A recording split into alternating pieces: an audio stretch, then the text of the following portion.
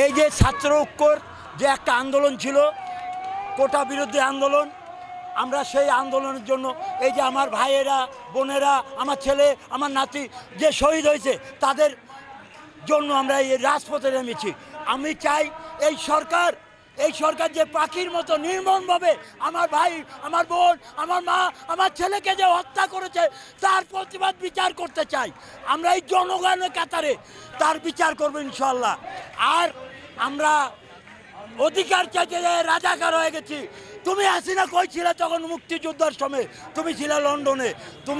তোমার কাদের সাহেব কই ছিল? তখন ছিল ইন্ডিয়াতে। তোমার তোফাইল কই ছিল? ইন্ডিয়াতে। তোমার আমু হোসেন আমু কই ছিল? ইন্ডিয়াতে। আমরা জনগণ এই দেশকে স্বাধীন করেছি। 30,000 শহীদের রক্ত, 30 লক্ষ শহীদের রক্ত, 2 লক্ষ মা বোনের ইজ্জতের কারণে আজ বাংলাদেশ স্বাধীন হয়েছে, লাল সবুজ পতাকা হয়েছে।